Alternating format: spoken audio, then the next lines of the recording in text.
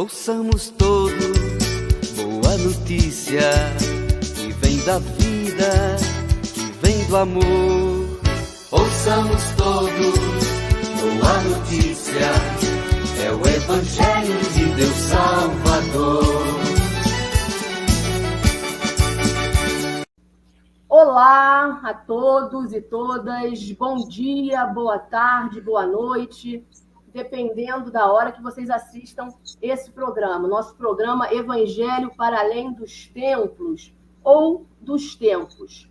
Como sempre, transmitido pela TV Causas da Vida, pelo canal do Zé Vicente Oficial, pelo canal do Frei Gil Vander e pelo canal, claro, do nosso querido monge Marcelo Barros, que está aqui conosco.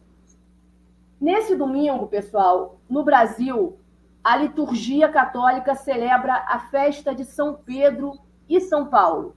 Foi transferida do dia 29 de junho, né, sábado, e é celebrada no domingo, dia 30. O evangelho é Mateus 16, 13 e 19. Conta que Jesus está em um lugar estrangeiro, Cesareia de Filipe, né? E interroga os discípulos sobre o que o povo pensa a respeito dele e depois o que os próprios discípulos dizem dele. É Pedro que responde em nome de todos: Tu és o Cristo, o Filho de Deus. Então, Marcelo, vem aqui para a nossa roda e conta para a gente como é que a gente pode contextualizar, né? Dar um contexto aí para esse evangelho especial de hoje, de São Pedro e São Paulo. Uma alegria, Ana Helena, estar com você, com o Darlan. Um bom dia, boa tarde, boa noite para todo mundo. Esse evangelho é um evangelho que faz parte do que a gente chama dos evangelhos de crise. Jesus está em crise. Quando você disse que ele se afasta para um território estrangeiro, quando ele vai para a fronteira norte do país, um pouquinho além da fronteira. E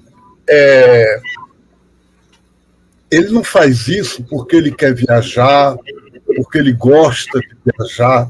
Ele faz isso porque a missão dele na Galileia, de certa forma, cansou.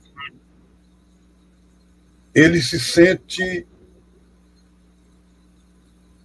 meio decepcionado. E esse evangelho é um evangelho de revisão de vida.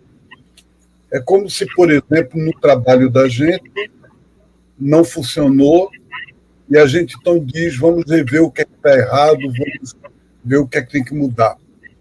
Então ele pergunta aos discípulos: o que é que o pessoal está dizendo de mim? E vocês próprios dizem de mim o quê? Então, é um evangelho de avaliação, de revisão de vida, de um momento pesado na vida de Jesus, e é um momento também que a gente, eu e vocês, podemos nos sentir dentro dessa avaliação. Por exemplo, o que é que hoje os congressistas, que fazem parte da tal bancada da Bíblia, dizem sobre Jesus para o povo brasileiro?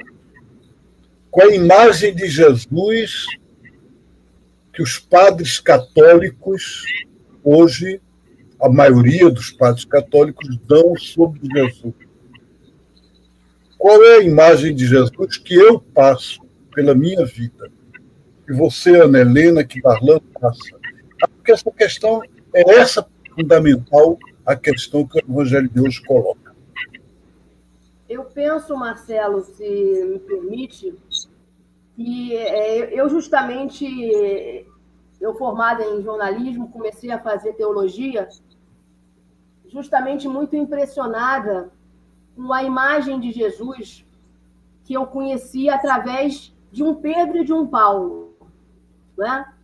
Pedro Casaldáliga e Paulo Balduino, mais conhecido como Dom Tomás, né?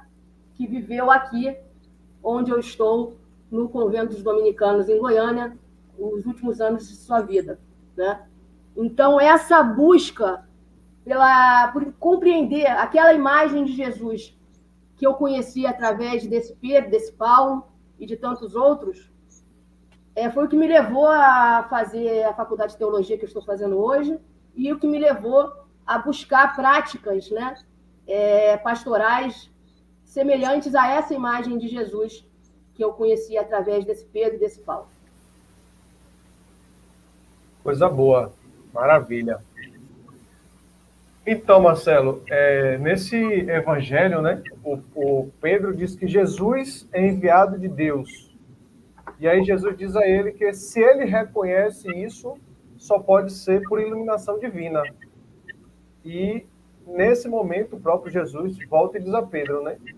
Tu és Pedro, e sobre esta pedra edificarei a minha igreja. E a Igreja Católica baseia nisso a autoridade que é dada ao Papa, né? Como que a gente pode contextualizar? É real esse argumento que a autoridade do Papa vem dessa passagem da Bíblia? A autoridade do Papa está ligada a um conceito de igreja, uma maneira, um modelo de organizar a igreja que sociologicamente se chamou de cristandade.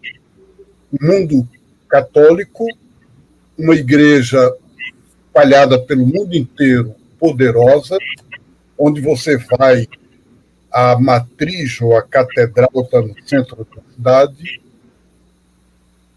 Até pouco tempo, em qualquer coisa pública se diziam autoridades militares, civis e religiosas. Essas autoridades religiosas não eram pastor evangélico, não era o nome de santo, era o padre católico ou bispo. Então, o Papa, o papado e a figura do Papa é um pouco ligado a essa representação de igreja. Essa representação de igreja não veio do Evangelho, não foi da época de Jesus. Todo mundo que estuda história sabe que até o tempo do imperador Constantino em Roma, portanto, os anos 300, o cristianismo era proibido no Império. E, portanto, não havia igreja católica do modo como há hoje. E foi o imperador Constantino que abriu o império ao cristianismo e o imperador Teodósio que oficializou, no ano 395, o cristianismo como religião oficial do Império Romano. E, a partir daí, deu-se aos padres presbíteros o nome de sacerdotes, aos bispos o nome de pontífice, que eram títulos da religião imperial romana antiga, pré-cristã, pagã. E eles herdaram, dividiram o cristianismo em dioceses, que eram as administrações do Império Romano, e aí começou esse modelo, esse jeito de organizar a igreja, que é a cristandade. E o Papa, bispo de Roma, se tornou um pouco patriarca, o chefe, o bispo importante dessa cristandade. De fato, quando Jesus falou isso a Pedro, se ele falou literalmente assim, a gente tem o testemunho que a gente tem é do Evangelho de Mateus, escrito 80 anos depois de Cristo, portanto, uns 50 anos depois que ele morreu. Então, se o Jesus disse essas palavras, o que ele disse é: você é Pedro, porque é uma pedra sobre a qual eu quero fundamentar a comunidade de fé, o movimento de testemunho do reino de Deus. E, portanto, ele estava falando da comunidade concreta, pequena, estava falando de que o fundamento dessa comunidade é a fé de Pedro. É aquilo que Pedro disse a ele: tu és o Cristo, o Filho de Deus vivo. Portanto, não é uma questão de poder, não é uma questão da figura do Papa, isso é da fé que o Papa, ou que Pedro, que cada um de nós transmite. Marcelo, o Evangelho diz que Jesus diz a Pedro, eu te darei as chaves do reino dos céus. E isso na tradição, muitas vezes é chamado de o poder das chaves, né? Como que podemos compreender isso? Na verdade, o que significa isso, Marcelo? A chave da qual Jesus fala se baseia num texto do profeta Isaías. E lá em Isaías, ele está falando da capacidade de interpretar a palavra. O profeta é o homem da palavra, a mulher da palavra. Então, a chave é aquilo que abre para interpretar. Então, o que Jesus está dizendo a Pedro é: eu te darei a capacidade de interpretar a palavra de Deus para a vida da gente. É isso, é simples assim. E isso foi entendido de uma forma muito mais ampla, muito mais completa. Quer dizer, as chaves do reino dos céus, quase como se fosse estar na mão de Pedro, abrir o reino de Deus para as pessoas. Sim e não. Quer dizer, de fato, o reino de Deus, nós todos abrimos uns para os outros pela comunhão, pelo amor, não é? Do outro lado, é claro que Deus é amor, o reino de Deus é de todos e todas. Então, nem tem chave, né? As portas do reino são abertas pelo amor divino. Agora, a chave é o que me dá a capacidade de entender, de interpretar, de acolher. Então, é muito bom saber que Jesus deu a Pedro e dá a todos nós essa capacidade, esse olhar, e que a gente tem que ter esse interesse, né? Não é isso, Ana Helena? Perfeito. Carlão? Essa chave, né? Essa chave, vamos dizer assim. Marcelo, o Papa Francisco ele tem insistido em que a nossa igreja ela deve ser sinodal. E o Sínodo dos Bispos vem tratando sobre esse assunto, né? E aí eu te pergunto, qual a relação entre sinodalidade e esse evangelho? Quando Jesus diz tudo que ligares no céu, tudo que você ligar na terra se liga no céu, de certa forma, ele diz isso para o Pedro no capítulo 16 de Mateus. No capítulo 18, isso é dito para toda a comunidade. Então, quer dizer que o ministério, a missão de pastorear, de ajudar, de conduzir os outros, ela é do pastor, mas todo mundo é pastor. O Papa Francisco hoje denuncia o mal que ele chama de clericalismo. E ele diz que é uma doença. O que é o clericalismo? É imaginar uma igreja dividida em classes. O clero e os leigos. Para Jesus, todo discípulo é discípulo.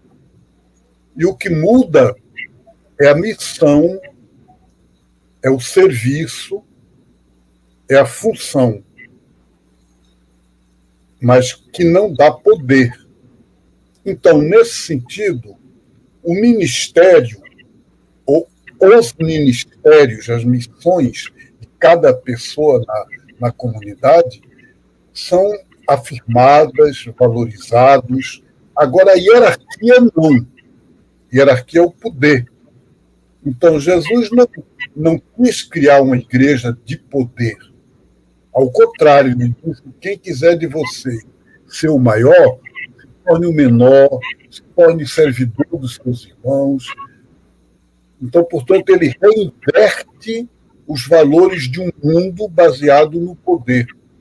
Nesse sentido, o Papa Francisco está retomando uma proposta do Concílio Vaticano II, que foi a reunião de todos os bispos católicos do mundo na década de 60, de 62 a 1965, E ele está dizendo que a função, o ministério do pastor tem que ser feito caminhar juntos, né, no diálogo, no caminho em comum. E isso é sinodalidade. Sínodo é uma palavra grega que significa caminhar juntos. E é isso que o Papa está propondo à igreja inteira. Esse evangelho é, como eu repito, o que Jesus disse a Pedro, de certa forma, ele com nós todos, com nós todas. Todo mundo tem esse ministério de cuidar uns dos outros. Quando Jesus diz a Pedro, Darlan, tu és pedra, eu, durante muito tempo da minha vida, entendi pedra no sentido de força, de uma coisa dura, né? A pedra é dura. Até que eu compreendi que Cefas, que é a palavra que ele usa, era usada na época de Jesus na Galileia, uma pedra que é como se fosse pedra-sabão, uma pedra que se cura, que faz estátua, uma pedra moldável, e que era usada para ser caverna, para ser casa. Então, o que Jesus disse a Pedro é: você será um abrigo, um local, um espaço de comunhão e de acolhimento para seus irmãos e irmãs. Eu queria que isso ficasse para todos nós como uma palavra de Jesus. Você tem essa missão, ser espaço de acolhida e espaço de cuidado e de comunhão para todos os irmãos e irmãs. Não é bonito isso, né? Lindo, Marcelo, o que você acabou de dizer, e é importante a gente se encaminhar aqui para o final do programa, lembrando que Mateus é o único evangelista que usa a palavra igreja. E, no seu contexto, significa a comunidade local, a assembleia dos cidadãos e cidadãs do reino de Deus. Para a comunidade de Mateus, Pedro é símbolo do discípulo a quem o Senhor confia o encargo de confirmar na fé aos seus irmãos. Jesus entrega a todas as pessoas que o querem seguir a missão de testemunhar o reino. De certo modo, somos todos pastores e pastoras chamados a viver a fé como rocha, né? O Marcelo falou muito disso, rocha de segurança e acolhida para todos os nossos irmãos e irmãs. Não é isso, pessoal? Com certeza. Assim a gente encerra, né, mais uma roda de conversa sobre o Evangelho para além dos tempos, ou além dos templos, ou os dois. Fiquem todos e todas com Deus. Beijo no coração, um excelente domingo, uma excelente semana. Beijo, um abraço e até o próximo domingo. Tchau, tchau, meu povo.